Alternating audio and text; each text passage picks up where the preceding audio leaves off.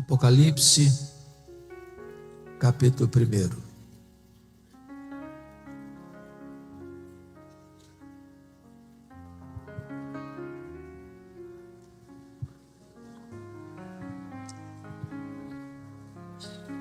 Nós vamos ler todo este capítulo. Eu estou com a versão Mara, então acompanhe a leitura desse texto, por gentileza.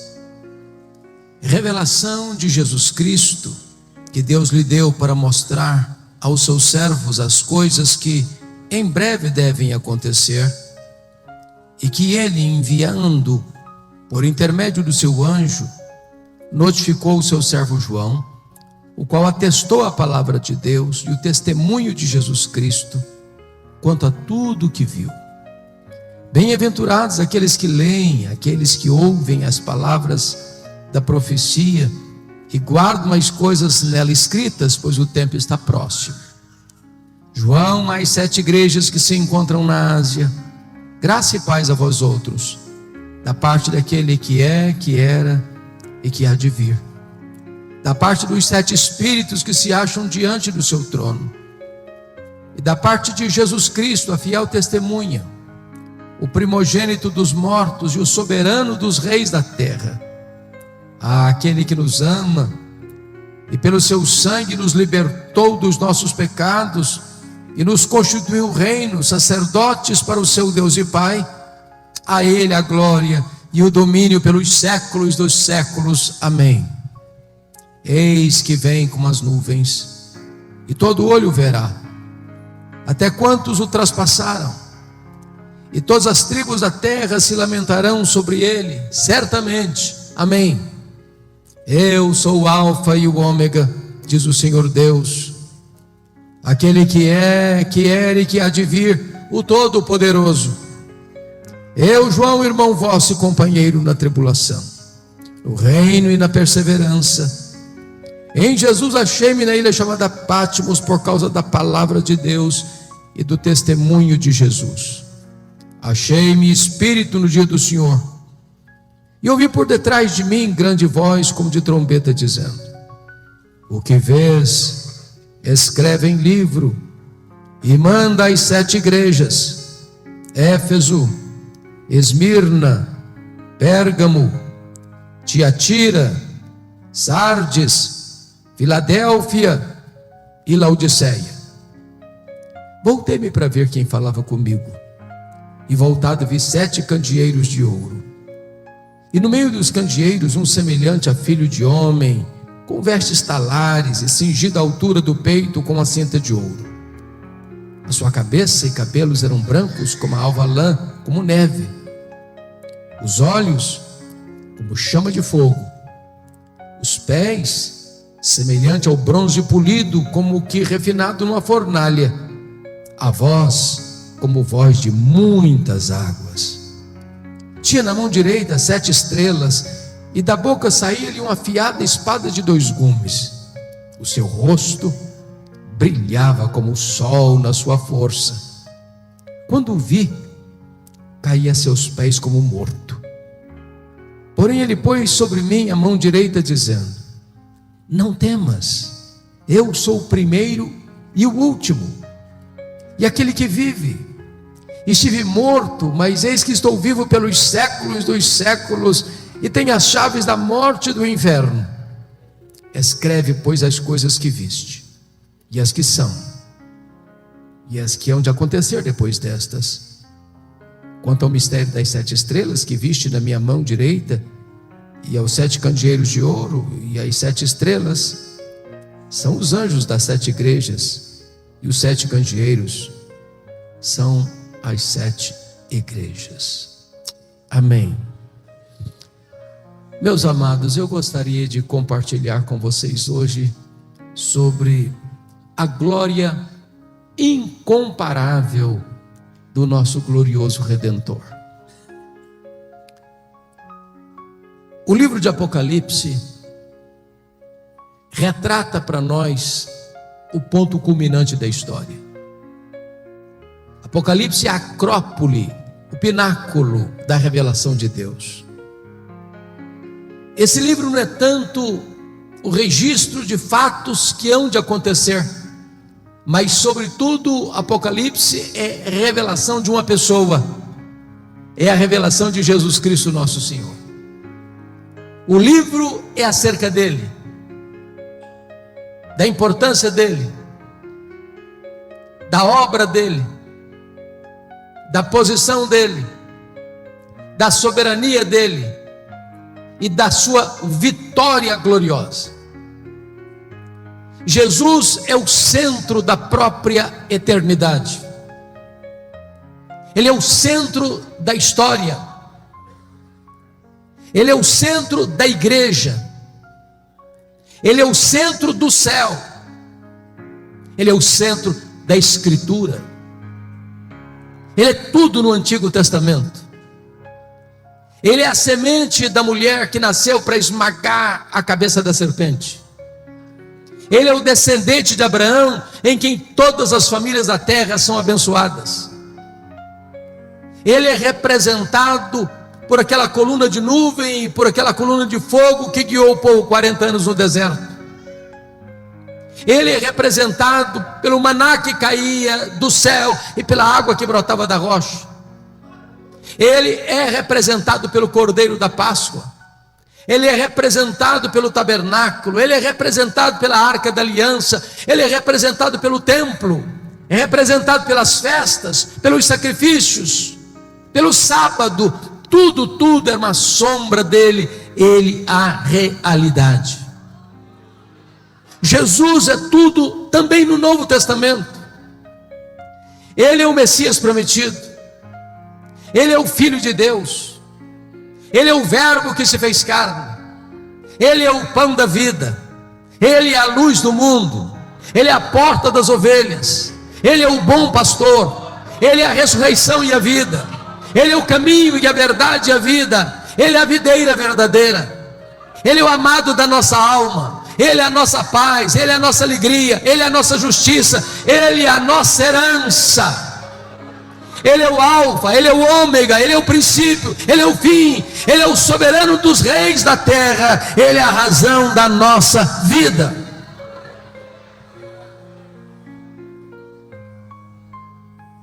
Este livro apresenta-nos a revelação de Jesus, porque não há nenhuma causa mais poderosa para fortalecer um obreiro, para encorajar uma igreja, do que a consciência de quem é Jesus e a importância de Jesus no nosso meio.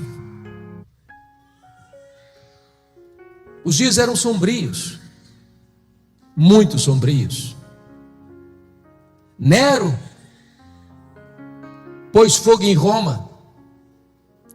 Tito Flávio pôs fogo em Jerusalém. Agora Domiciano está pondo fogo nos crentes. Os crentes estão sendo crucificados, queimados vivos, jogados às feras.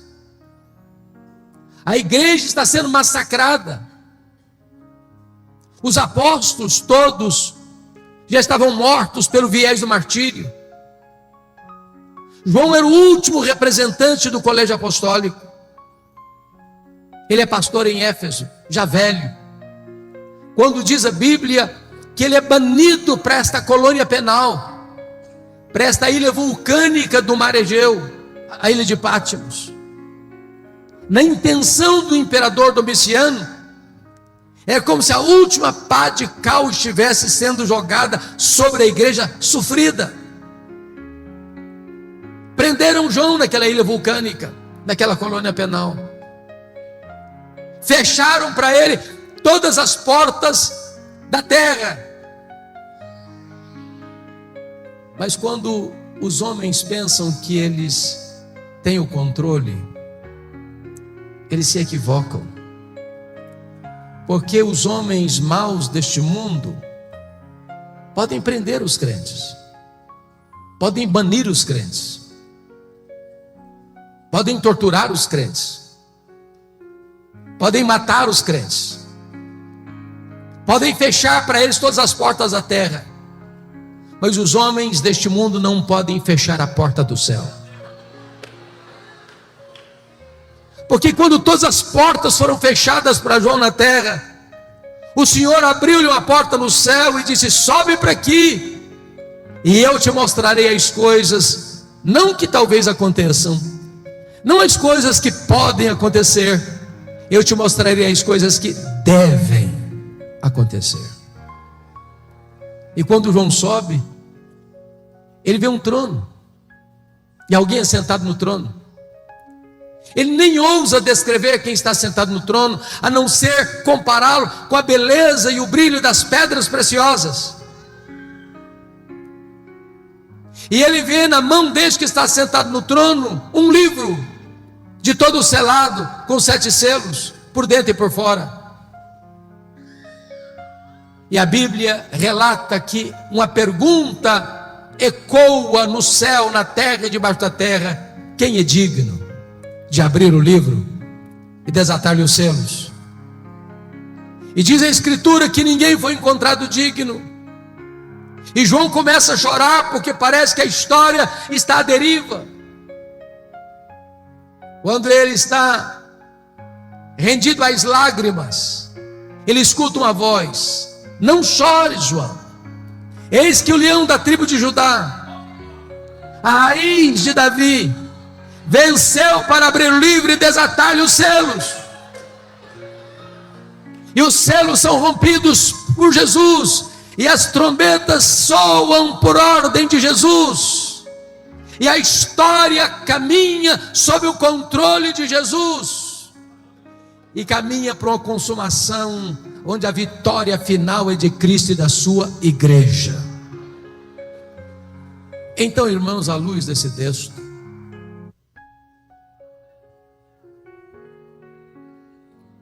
eu gostaria de trazer 3 verdades para a nossa reflexão e ensino nesta noite. Em primeiro lugar, a grandeza incomparável da pessoa de Jesus. Em segundo lugar, a grandeza incomparável da obra de Jesus. E em terceiro lugar, as implicações incomparáveis dessas 2 verdades primeiras: quem Jesus é e o que ele fez. Vejamos então a grandeza incomparável da sua pessoa. Notem comigo, por gentileza, versículo 5, que ele nos é apresentado como a fiel testemunha. E significa que ele é o supremo profeta. Ele é o mensageiro e ele é a mensagem. Ele é a última palavra de Deus para nós. Tendo Deus falado muitas vezes, de muitas maneiras, aos pais, pelos profetas, agora Ele nos fala pelo Filho. Sua revelação foi progressiva até Jesus, mas não a partir de Jesus. Se você não ouvir Jesus, não há mais nada diferente ou novo que possa ser comunicado a você, a trazer esperança para o seu coração. Ele é a verdadeira palavra de Deus. Ele é o verbo de Deus. Ele é o profeta e ele é a mensagem. Ele é o mensageiro e ele é a mensagem. Ele é o supremo profeta de Deus, a última revelação de Deus. Mas você vai notar comigo que no versículo de número 5, ele nos é apresentado como primogênito dos mortos e o soberano dos reis da terra. E ele aqui é o sumo sacerdote, porque ele é o sacerdote e é o sacrifício. Ele é o ofertante e ele é a oferta. Ele é aquele que está à direita de Deus Pai e intercede por nós. Ele é aquele que defende a sua causa diante de Deus. Ele é o advogado, o justo. É por isso que a Bíblia diz que nenhuma condenação pode sobrevir sobre a sua vida, porque a Bíblia pergunta assim: quem tentará acusação contra os eleitos de Deus? É Deus quem os justifica. Quem os condenará? É Cristo Jesus quem morreu, ou antes quem ressuscitou, o qual está à destra de Deus e também intercede por nós. nas horas de angústias da sua vida, nas horas de aperto do seu coração, se você gritar por socorro, esse sumo sacerdote se levanta para estar ao seu lado, interceder por você e colocar sua causa diante de Deus. Mas mais do que isso, o texto nos apresenta como ele é também o Rei dos Reis. Ele é o soberano dos reis da terra. O que significa isso? Significa, meus amados irmãos, que ele tem o controle. Você vê hoje as nações confusas, as guerras, as ameaças de um conflito armado ou de uma guerra nuclear, e os homens passam a ideia de que eles é que têm as rédeas nas mãos, o controle nas mãos, eles que podem apertar um botão aqui, outro ali, outro acolá, para explodir o planeta. Mas quem está sentado no trono é o Senhor Jesus. Quem comanda o universo é o Senhor Jesus. Ele é o soberano dos reis da terra. Ele que levanta reis, ele que abate reis, ele que levanta reinos, ele que abate reinos. Ele controla o universo, ele dirige a história, ele governa a igreja e ele conduz a história para uma consumação final. Ele é o Rei dos Reis. Mas notem vocês comigo no verso 13, que quando João volta para ver quem falava com ele, ele vê 7 candeeiros, e no meio dos candeeiros um semelhante a filho de homem. Ele é o profeta, ele é o sacerdote, ele é o rei, e ele é onipresente, porque ele está no meio das igrejas, aqui no Brasil, lá no Japão, lá na América, lá na África, lá na Ásia, ao mesmo tempo.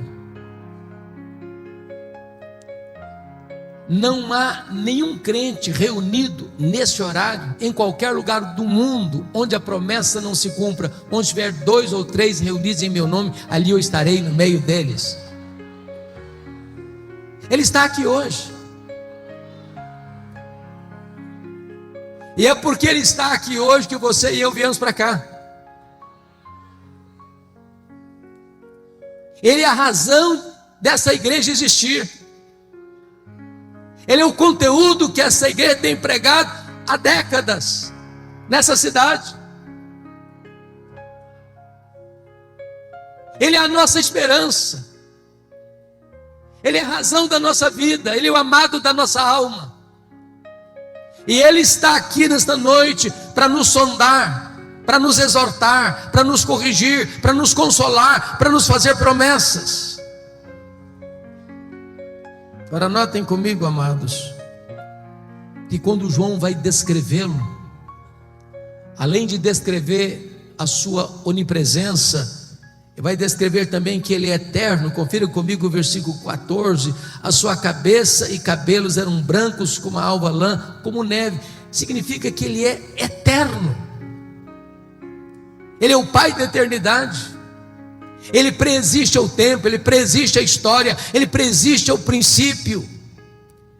Antes que houvesse mundo, Ele já existia. Ele não deriva sua glória da criação. Se Ele não tivesse criado os céus e a terra, Ele era completo em si mesmo, satisfeito em si mesmo, perfeito em si mesmo. Ele é eterno. O tempo não o colhe de surpresa. A história que vem e que consumará não fecha a sua compreensão do tempo, porque Ele está para além do tempo. Ele é eterno. Ele não é pego de surpresa.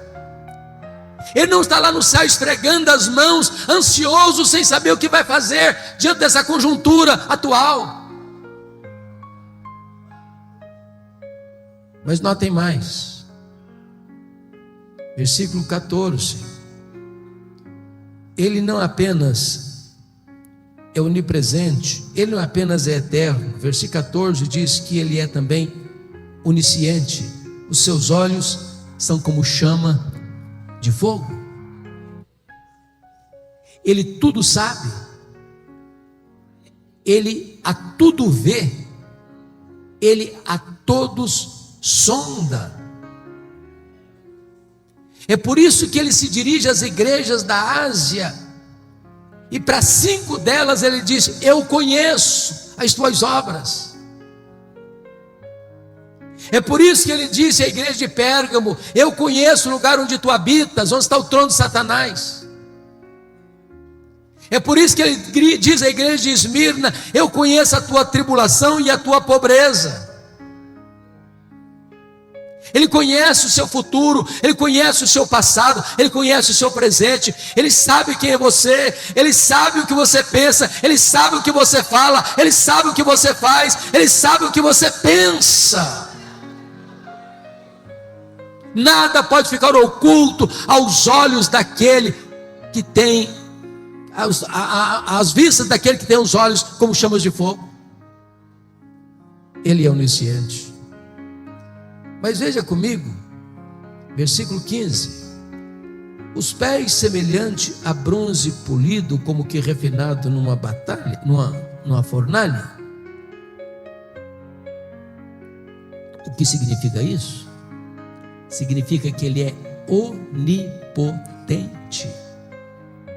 Essa é uma figura de linguagem para dizer que se os seus pés são como bronze polido, como que refinado numa fornalha, ninguém resiste ao seu poder. Na linguagem do profeta Daniel, capítulo 2, que é uma das figuras mais incríveis da Bíblia, daquele sonho de Nabucodonosor, daquela grande estátua, cabeça de ouro, braços de prata, peitoral de prata, tronco de bronze, e as pernas de ferro, e os dedos de ferro e barro, representando os grandes impérios do mundo na época: a Babilônia, o Império Medo-Persa, o Império Grego e o Império Romano. Diz que uma pedra não lavrada por mãos bate nos pés da estátua, e toda a estátua vira pó, e essa pedra preenche todo o mundo. Sabe o que significa isso, meus irmãos? A Bíblia diz que quando Jesus voltar, Ele vai colocar todos os seus inimigos debaixo dos seus pés. Ele é vencedor. Aqueles que blasfemam dele, aqueles que negam a sua existência, aqueles que hoje zombam e escarnecem da nossa fé, aqueles que proíbem que o seu nome seja proclamado, que a sua palavra seja lida, terão que enfrentá-lo para serem derrotados por ele. E diz a Bíblia que Ele vai lançar no lago do fogo o anticristo, o falso profeta, o diabo, a morte, o inferno e todos aqueles cujos nomes não estão escritos no livro da vida.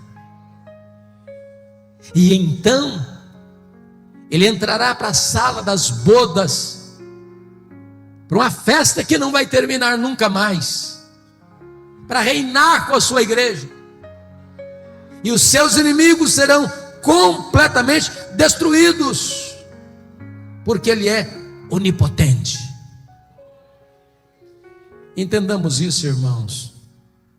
Ninguém pode prevalecer contra Jesus. Quando você vê o ímpio hoje estufando o peito e arrogantemente insurgindo-se contra Jesus, Jesus está dando corda, está dando corda, está dando corda.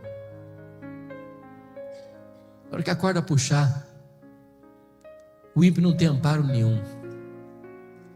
Naquele grande dia, diz Apocalipse capítulo 6, versículos 12 a 17, que esses poderosos do mundo vão estar desesperados, clamando até com vontade de morrer, mas a morte vai fugir deles, porque eles terão que encarar o Rei dos Reis, o Senhor dos Senhores, o reto juiz, vencedor em todas as batalhas. Eu pergunto a vocês: onde estão os reinos deste mundo? com tanto poder. Onde está a Babilônia hoje? Onde está o Império Assírio hoje? Onde está o Império Medo-Persa hoje? Onde está o Império Grego hoje? Onde está o Império Romano hoje? Onde são os poderosos deste século? Eles virão pó, mas Jesus continua no trono, Rei dos reis, Senhor dos senhores. Confira comigo, por gentileza, versículo 15 ainda, diz: a voz, como voz de muitas águas. Sabe o que significa isso?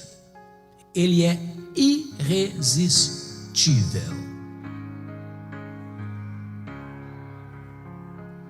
A Bíblia diz que a voz de Deus é poderosa, que ela despede chamas de fogo, que ela faz tremer o deserto, que ela despedaça os cedros do Líbano. Ele dá uma ordem e o universo se forma. Ele dá uma ordem e o sol para. Ele dá uma ordem e as estrelas aparecem. Ele dá uma ordem e o mar se acalma. Ele dá uma ordem e o vento cessa.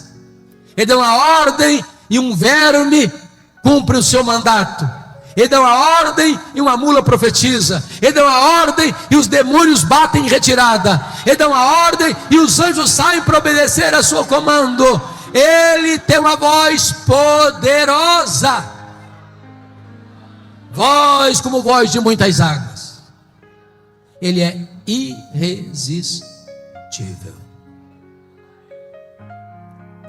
Sabe o que é maravilhoso? Você e eu somos a caixa de ressonância desta voz quando pregamos o Evangelho, porque a Bíblia diz que o Evangelho é o poder de Deus para a salvação de todo aquele que crê. O coração mais duro é quebrado pelo martelo da palavra de Deus. Pregue esta palavra, proclame esta palavra, porque não é palavra de homem, é a palavra do Deus vivo, a palavra onipotente de Jesus. Confira comigo, por gentileza, agora, versículo 17.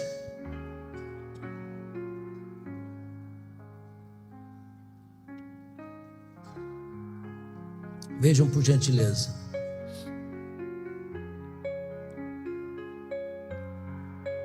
Versículo de número 17. Versículo 16 ainda. O 16 ainda, no finalzinho. Diz o versículo 16: na sua mão tinha na sua mão direita 7 estrelas, e da sua boca saía-lhe uma afiada espada de 2 gumes. Aqui eu quero destacar que ele é vitorioso. Se vocês lerem com atenção, vão perceber que no grande dia final, a batalha final, não acontecerá lá uma batalha de conflagração de carros, tanques de guerra. A única arma que vai ser acionada é a espada que sai da boca do Cordeiro.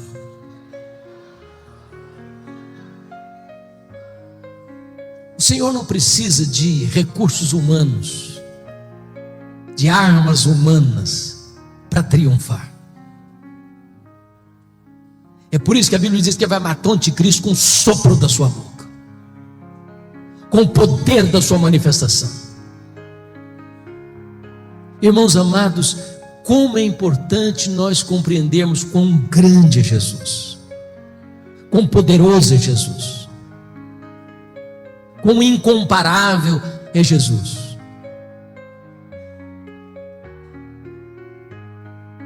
A espada que sai da sua boca significa que ninguém pode resisti-lo, ninguém pode ameaçá-lo, ninguém pode derrotá-lo. Nós não seguimos um líder fracassado, um líder derrotado. Nós seguimos aquele que é vencedor, invicto em todas as batalhas. Nós nem entramos em campo hoje para saber se vamos ganhar ou perder. Diz a Bíblia que nós já somos mais do que vencedores em Cristo Jesus, nosso Senhor. Louvado seja Deus. Se você é crente, se você nasceu de novo, você já está alistado neste poderoso exército vitorioso de Cristo Jesus.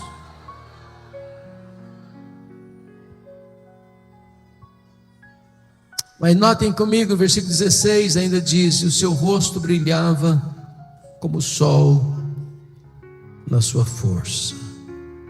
Oh, meus amados irmãos, aqui ele é o Cristo glorioso. Eu acho isso maravilhoso, sabe por quê?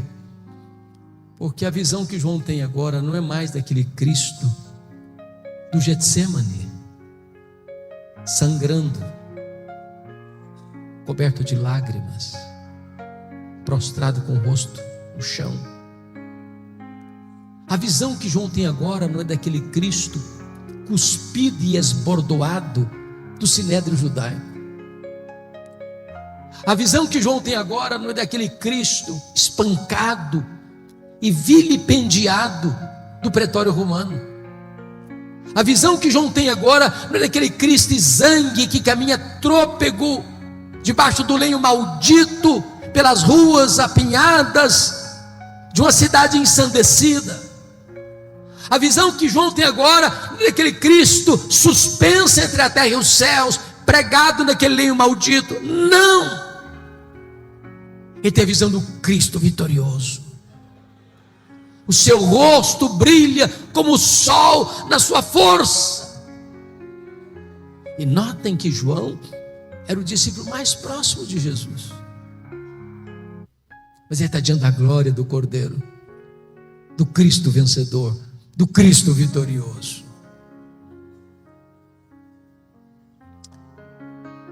Mas, finalmente, examinando o primeiro ponto, a grandeza incomparável da pessoa de Jesus, confira comigo, por favor, versículos 17 e 18. Quando o vi, caí a seus pés como morto. Porém ele pôs sobre mim a mão direita, dizendo: não tenhas medo, eu sou o primeiro e o último, e aquele que vive. Estive morto, mas eis que estou vivo pelos séculos dos séculos, e tenho as chaves da morte e do inferno. Primeiramente, ele aqui é conquistador. Ele entrou nas entranhas da morte, ele arrancou o aguilhão da morte, ele matou a morte, ele inaugurou a imortalidade e ressurgiu vitoriosamente. Agora ele é a ressurreição e a vida. Ele conquistou a morte, ele matou a morte. E agora você e eu podemos dizer para a morte: onde está a morte, a tua vitória? Onde está a morte, o teu aguilhão? Tragada foi a morte pela vitória. Agora morrer para o crente não é um desastre mais. Para mim o viver é Cristo e o morrer é lucro. Para mim morrer é deixar o corpo e habitar com o Senhor. Para mim morrer é deixar aqui este corpo e habitar com o Senhor, o que é incomparavelmente melhor. Mas ele não é apenas o conquistador, finalmente ele é o restaurador. João está prostrado como um morto. Esse diz: ô João, não fica com medo não, eu sou o primeiro, eu sou o último, João, eu sou o alfa, eu sou o ômega. Ô João, eu já estive morto, mas eu estou vivo pelos séculos dos séculos, e eu tenho as chaves da morte e do inferno. Nós não viemos aqui nesta noite adorar o Cristo que esteve vivo e está morto. Nós viemos adorar o Cristo que esteve morto e está vivo, e vivo pelos séculos dos séculos. Esta é a grandeza incomparável da pessoa de Jesus. Veremos agora o segundo ponto, que é a grandeza incomparável da obra de Jesus. Por favor, olhe comigo o versículo 5, parte B. Aquele que nos ama e pelo seu sangue nos libertou dos nossos pecados. Em primeiro lugar, Ele ama a igreja. E vejam vocês que o verbo está no presente do indicativo, não está no passado. Ele não apenas nos amou, Ele nos ama e continuará nos amando. Eu penso que não há nenhum remédio mais eficaz para curar o problema, o complexo de inferioridade e da autoestima achatada, do que essa verdade. Você acha pouco o fato de você ser amado por Jesus?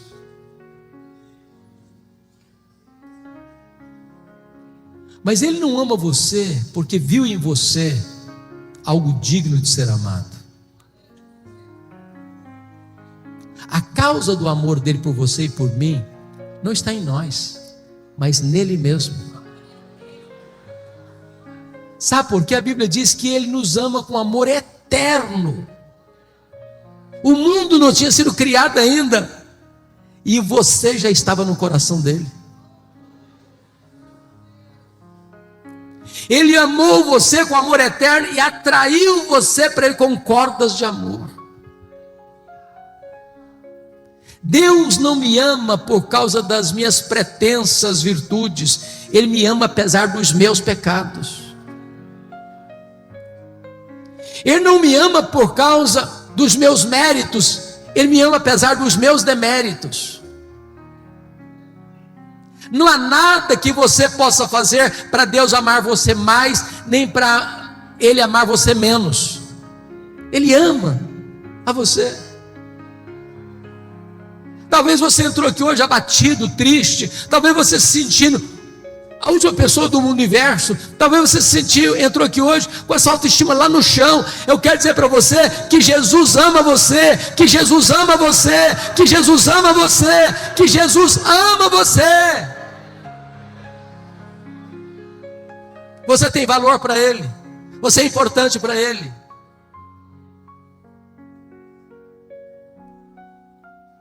A segunda verdade que está aqui, notem comigo, por gentileza. Verso 5 ainda, está escrito o seguinte: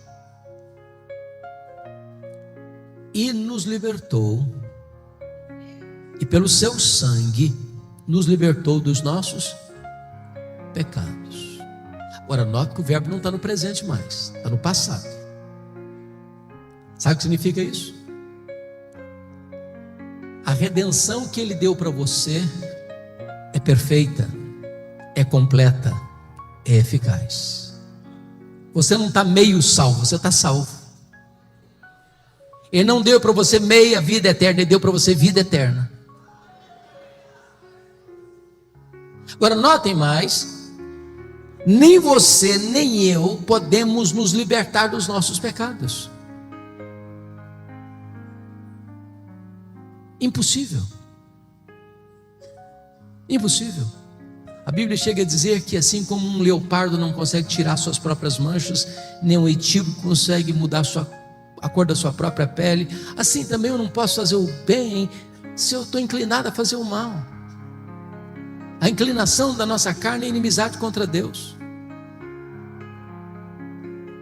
Eu estava rendido aos meus pecados. Paulo diz em Efésios capítulo 2 que o homem antes da sua conversão, ele está depravado, escravizado, condenado e morto nos seus delitos e pecados. Não há nada que ele possa fazer. Talvez você tenha lutado, talvez você tenha se esforçado, mas a grande verdade é que Jesus Cristo, Filho de Deus, Ele nos libertou pelo seu sangue dos nossos pecados.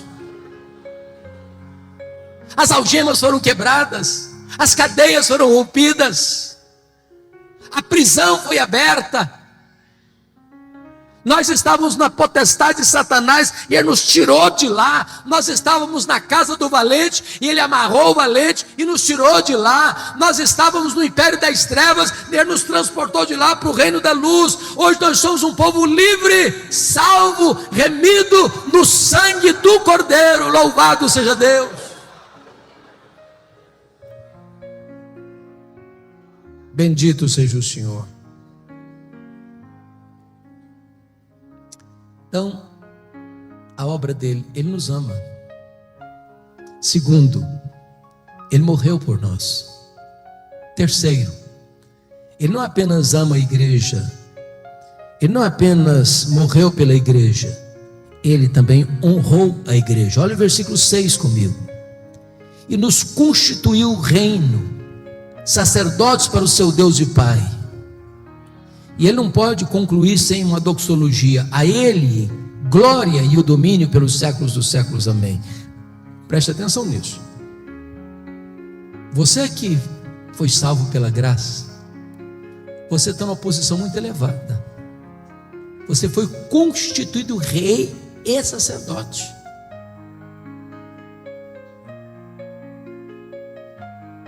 Talvez você aspire a algumas posições que algumas pessoas ocupam neste mundo. Pois eu posso lhe garantir que a posição mais honrosa que o mundo possa oferecer não é nada em comparação ao que você já tem. Você é rei e sacerdote. Significa que agora você tem livre acesso à presença de Deus. Você não precisa de um intermediário mais para você falar com Deus. O véu já está rasgado de cima a baixo. O novo e vivo caminho já foi aberto e franqueado para você. Eu estou estudando, pastor Samuel, o livro de Esther, e é curioso que na história lá de Esther, o rei Assuero, conhecido por Xerxes I, ninguém podia entrar lá na sala do trono dele sem ser convidado, nem a rainha. Se uma pessoa entrasse sem ser convidado, ele podia matar a pessoa, dar uma ordem sumária para a pessoa ser executada. Eu quero dizer para você que o Rei dos Reis está franqueando para você a sala do trono. Você pode entrar a hora que você quiser, de onde você estiver, como você estiver, e Ele vai acolher você, Ele vai receber você, Ele vai abraçar você, Ele vai dar as boas-vindas a você, porque agora você tem livre acesso à presença de Deus.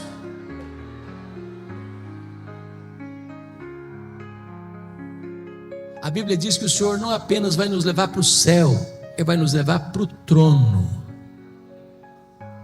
Foi a promessa da igreja de Laodiceia: ao vencedor dar-lhe-ei sentar-se comigo no meu trono, como eu venci e sentei com o meu Pai no seu trono.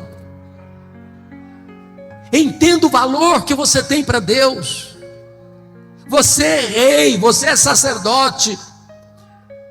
A Bíblia chega a dizer que no dia do juízo, nós vamos julgar o mundo, nós vamos julgar os próprios anjos. Então, primeiro, Ele ama a igreja. Segundo, Ele morreu para a igreja, pela igreja. Terceiro, Ele honrou a igreja. Mas em quarto lugar, Ele voltará para a igreja. Veja o verso 7 comigo, por favor. Eis que vem com as nuvens, e todo olho verá, até quantos o traspassaram. Todas as tribos da terra se lamentarão sobre ele, certamente. Amém. Irmãos, a segunda vinda de Cristo é a nossa bendita esperança. Viva esperança. De vez em quando as pessoas perguntam assim: mas quem está no controle desse mundo maluco? Deus ou o diabo? Essa pergunta foi feita por A.W. Pink. Guerras, violência, terrorismo. grupos de extermínio, crime organizado, corrupção, prostituição, apostasia. Parece que o carro saiu dos trilhos.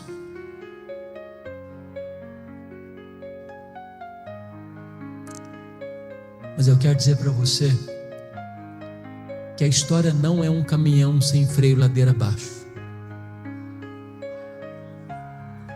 O Senhor Jesus está no controle.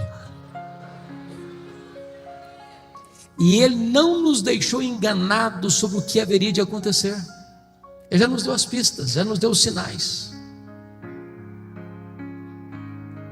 E quando os homens acharem que eles estão no controle, ou que o mal está prevalecendo, Ele voltará e colocará todos os inimigos debaixo dos seus pés, e reinará supremo para sempre e sempre e sempre. A pergunta, irmãos, é como Ele voltará? E a Bíblia responde: Ele voltará pessoalmente. Pessoalmente. Ele não vai mandar um embaixador, não. Ele mesmo virá. Lá em Atos 1, 9 a 11, diz que quando os galileus estavam olhando para as alturas, Jesus subindo entre nuvens, 2 anjos aparecem e diz: varões galileus, por que estáis olhando para as alturas? Esse mesmo Jesus que vi subir, assim descerá dos céus. Ele pessoalmente virá. Ele pessoalmente virá. Segundo, como Ele voltará? Ele voltará visivelmente. Todo olho verá, até aqueles que o transpassaram. O que significa isso? Sabe o que a Bíblia diz? Quando Jesus voltar, lá em João 5, 28 e 29, diz que todos os mortos sairão dos túmulos, uns para a ressurreição da vida, outros para a ressurreição do juízo. Quando Jesus voltar, 2 coisas vão acontecer: a ressurreição para os que estiverem mortos, e transformação e arrebatamento para os que estiverem vivos. Aquelas pessoas que cuspiram em Jesus, que cravaram a fronte de Jesus com coroa de espinho, que esbordoaram Jesus, que pregaram Jesus na cruz, vão ter que ressuscitar, e vão ter que ver Jesus na sua glória vindo. E Paulo diz que todo joelho vai ter que se dobrar, nos céus, na terra e debaixo da terra, e toda língua vai ter que confessar que Jesus Cristo é Senhor, para a glória de Deus Pai. A igreja fará isso com a maior das alegrias, os ímpios com o maior dos terrores. Terceiro lugar, como Jesus voltará? Ele voltará audivelmente. Ressoada a trombeta de Deus, ouvida a voz do arcanjo, Ele descerá dos céus. Se a volta de Jesus vai ser o fato mais público da história, também será o fato mais audível da história. Não haverá montanha tão alta, deserto tão inóspito, caverna tão escura, que impedirá as pessoas de ouvirem o alarido desta vida. Se de dia, se de tarde, se de noite, não sabemos, porque Ele virá de dia, Ele virá de tarde, Ele virá de noite. Como assim? Agora estamos 8:30 da noite no Brasil, mas já é 8:30 da manhã no Japão. Então, se Jesus voltar de noite para o Brasil, volta de manhã para o Japão. Se volta num horário aqui, volta no outro horário na África, volta outro horário na Europa. É por isso que Jesus disse: olha, não sabe se é de dia, se é de tarde, se é de noite. Porque quando Ele voltar, vai estar de manhã para um, vai estar de tarde para outro, vai estar de noite para outro. Mas todo olho o verá. Quarto lugar, como ele voltará? Ele voltará repentinamente. Diz a Bíblia que vai ser como um relâmpago que risca os céus do Oriente ao Ocidente. Vai ser num momento, um abrir e fechar de olhos. Sabe o que significa isso? Não haverá tempo para você se preparar na última hora. Se você não tiver azeite na sua lâmpada, não tem esperança. Vigiai, vigiai, para que aquele dia não nos tome de surpresa. A igreja de Deus não é filho das trevas, é filho da luz. E filho da luz não é pego de surpresa, porque está aguardando na ponta dos pés a vinda do Senhor, dizendo: Maranata, ora vem Senhor Jesus. Ele apressa, ele ama a vinda do Senhor. Quinto lugar, como ele voltará? Ele voltará inesperadamente. Vai ser como um ladrão que não manda um WhatsApp para você dizendo: tal dia, tal hora eu chego na sua casa, prepara um cafezinho, um pão de queijo. Sabe o que significa isso, irmãos? A segunda vinda de Jesus não será um dia óbvio. Notem vocês que todas as pessoas que tentaram marcar a segunda vinda de Jesus, me perdoe da expressão, deram com os burros na água. Aquele dia da economia do Pai vai ser de surpresa. Talvez um dia comum, que se levanta para levar filho na escola, ou para ir para o trabalho, para fazer uma viagem, ou para ficar em casa. Quando as pessoas não perceberem, ele virá. Como Jesus voltará? Sexto lugar, ele voltará inescapavelmente. Diz 2 Tessalonicenses que vai ser como uma mulher grávida que está para dar à luz.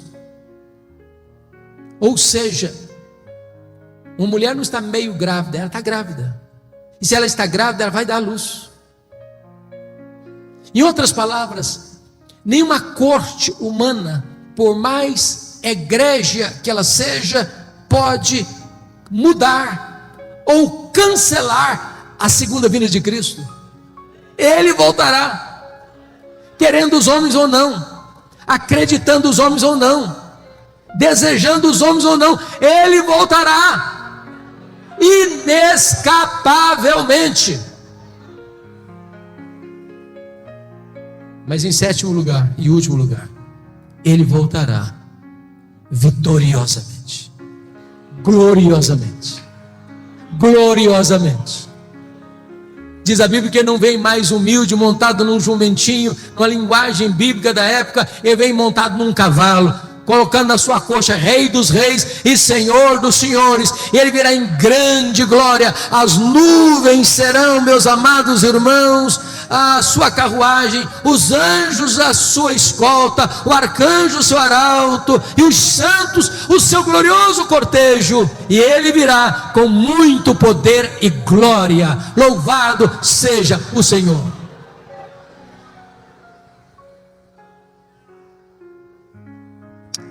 Então, até aqui nós olhamos a grandeza incomparável da pessoa de Jesus. Ele é onipresente, ele é onisciente, ele é onipotente, ele é irresistível, ele é glorioso, ele é vitorioso, ele é restaurador.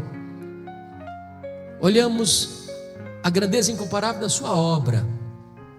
Ele ama a igreja, ele morreu pela igreja, ele exaltou a igreja e ele voltará para a igreja. Agora, em último lugar, terceiro e último lugar, vamos ver a grandeza incomparável das implicações dessas duas verdades. Primeira implicação: não precisamos então ter medo da vida. Tem muita gente com medo da vida. Tem muita gente não querendo acordar. Tem muita gente flertando até com suicídio. Tem muita gente que gostaria de dormir sem data para levantar. Eu quero dizer para você, meu amado, que você não precisa ter medo da vida. Preste atenção no contexto. Por que João está nessa ilha? Do ponto de vista humano. Do ponto de vista humano, ele está lá porque o imperador Domiciano o mandou para lá, como um prisioneiro, numa ilha penal, numa colônia penal, numa prisão de segurança máxima, para trabalhos forçados. Ele já era um homem velho.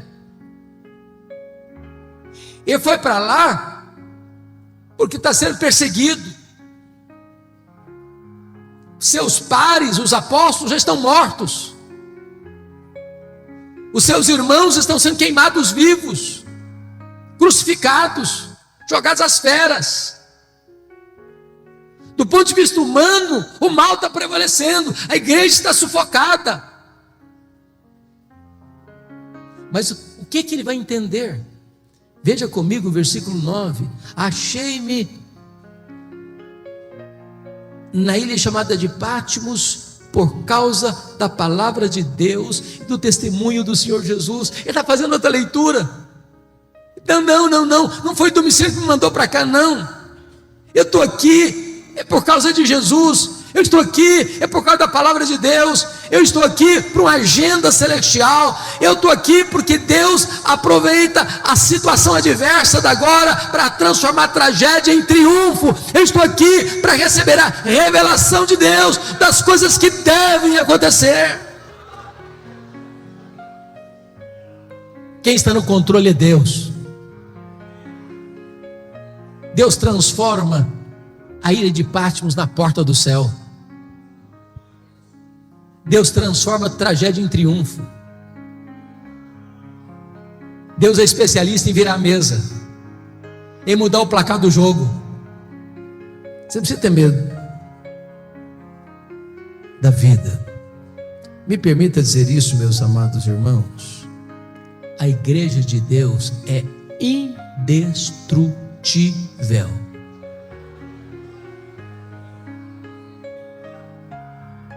Quando eu digo que a igreja de Deus é indestrutível, eu não estou afirmando que a igreja de Deus não possa ser perseguida. Eu não estou afirmando que a igreja de Deus não possa sofrer sanções penais. Eu não estou dizendo que a igreja não possa sofrer martírio. Apocalipse capítulo 12, versículo 11 diz que a igreja vence o diabo com a palavra do testemunho e com o sangue do Cordeiro. Testemunha aqui é martiria. Ou seja, quando o perseguidor vem e prende um crente, maltrata um crente, e põe o crente contra a parede, diz: ou você nega Jesus, ou eu te prendo, ou eu te bato, ou eu te mato. E o crente diz: eu prefiro morrer do que negar o meu Senhor. Ele morre, mas com a sua morte ele vence. Ele é mais do que vencedor.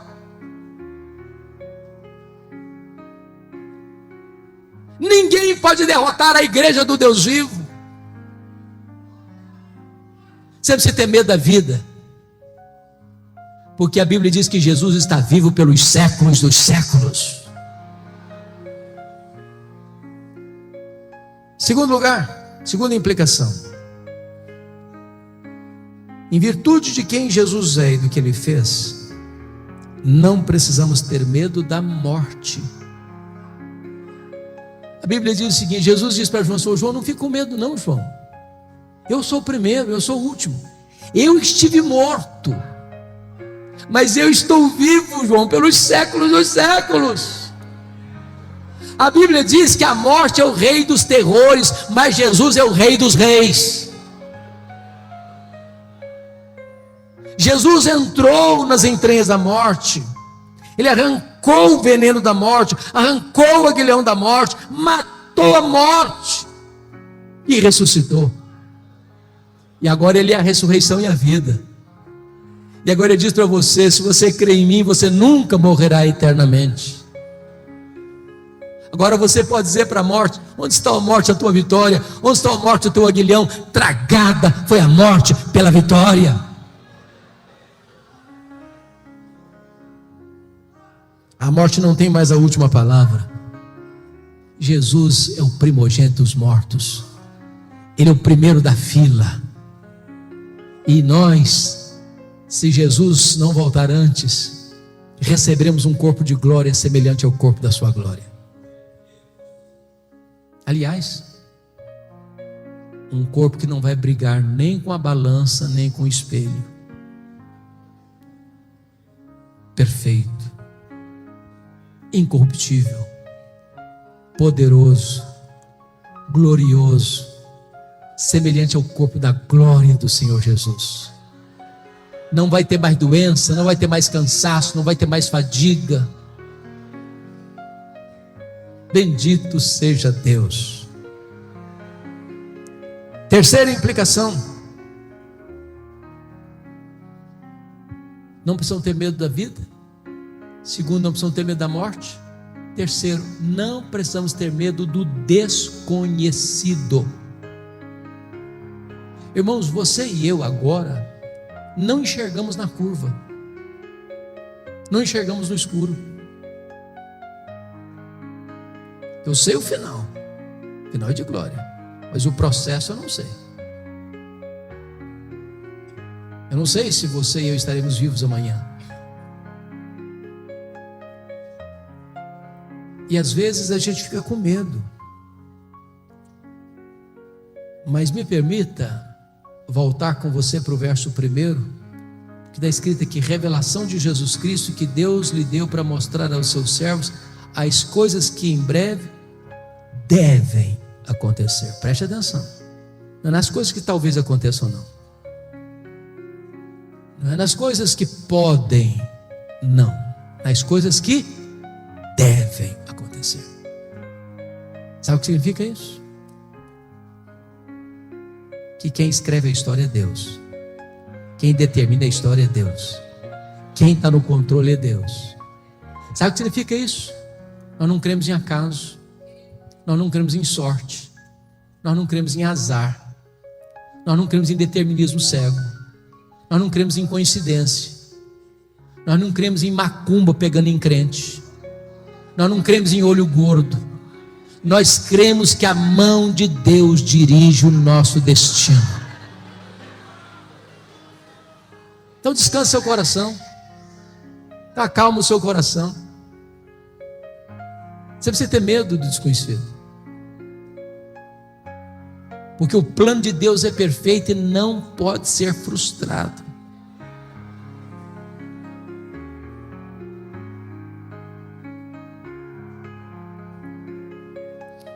O que eu acho precioso nesse livro é que João, na hora mais crítica da sua vida, é convocado a subir.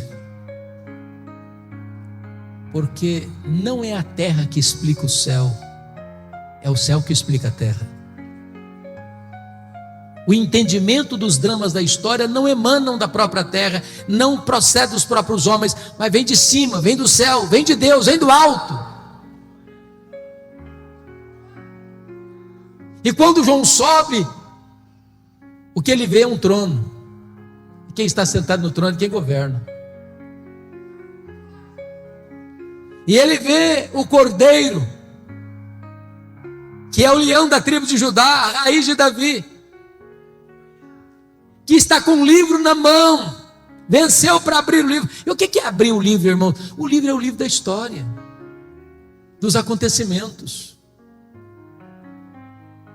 E quando você vê a abertura dos selos, o que é a abertura dos selos? É o mundo perseguindo a igreja. Isso não pegou Deus de surpresa, não. Isso não pegou Jesus de surpresa, não. Foi Ele que estabeleceu essa agenda. Aí depois dos selos, as trombetas soam. O que são as trombetas? São o juízo parcial de Deus ao mundo que persegue a igreja. E quando as trombetas tocam, elas alcançam o quê? A terra, o mar, os rios, os astros, os homens. Você já parou para pensar ou interpretar os fenômenos da natureza? Os tsunamis, os maremotos. Você já parou para pensar nos terremotos, nos abalos sísmicos? Você já parou para pensar nas pandemias da vida que atingem a terra e os homens? Isso não é coisa fortuita, casual. Não é porque a natureza está em ebulição ou em revolta. São trombetas de Deus, chamando os homens ao arrependimento, dando a eles mais uma chance se voltarem para Deus. Quando você vê no Apocalipse o levantamento do quarteto do mal, nos capítulos 12, 13 e 14, o diabo, capítulo 12, o anticristo, o falso profeta, capítulo 13, e a grande Babilônia, no capítulo 14, esses inimigos não se levantam por conta própria, o próprio Deus permite-os se manifestarem, para que se revele neles a glória de Deus na sua derrota fragorosa. E notem vocês, que o diabo, como coordenador desta orquestra maligna, você vê o anticristo trazendo perseguição, você vê o falso profeta trazendo heresia, e você vê a grande Babilônia trazendo prostituição. Não são essas coisas que estão movendo o mundo hoje? Mas o Senhor vai pôr fim a toda esta corrente de maldade, porque quando as taças da ira de Deus são derramadas, capítulos 15 e 16, agora não tem mais juízo misturado com a misericórdia, agora a cólera de Deus chegou o grande dia do juízo. O que você vai ver em seguida? Capítulos 17, 18 e 19, a queda do quarteto do mal. 17 e 18, a queda da Babilônia. 19, a queda do anticristo, do falso profeta. Capítulo 20, a queda do diabo. No capítulo 20 ainda, a queda de quem mais? Da morte, do inferno, dos ímpios. E como é que o livro termina? O livro termina com a vitória retumbante, completa, final, cabal de Cristo e da sua igreja. Então você não precisa ter medo do desconhecido, porque o desconhecido é para nós, mas para Deus já está tudo decidido, controlado, resolvido. A vitória é de Cristo e da sua igreja.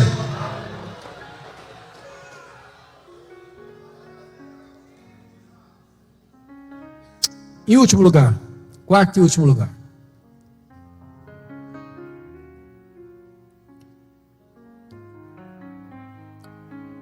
porque Jesus é quem Ele é, e porque Ele fez o que Ele fez, então você e eu não precisamos ter medo da eternidade.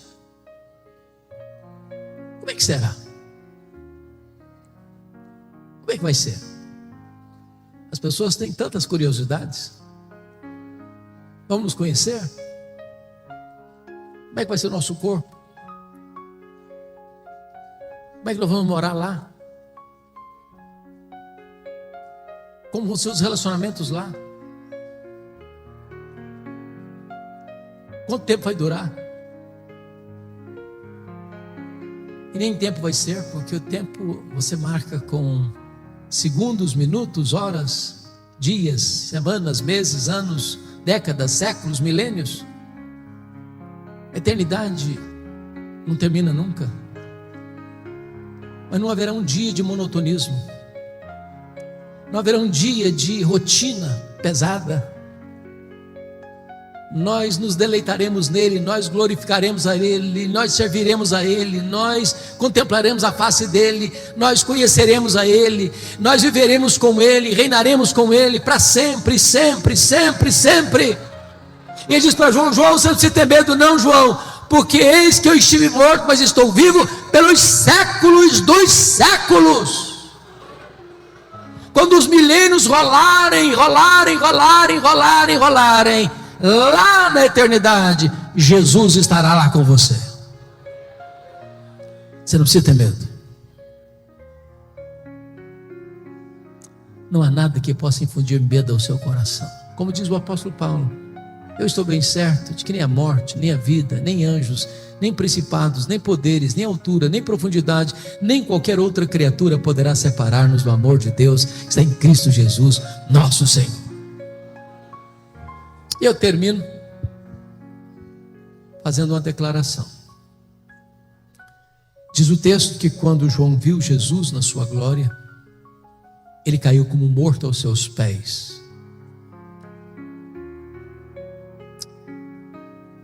E a pergunta é esta: e você?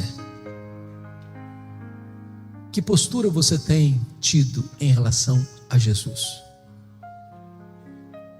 Você tem se curvado também? Tem se prostrado também?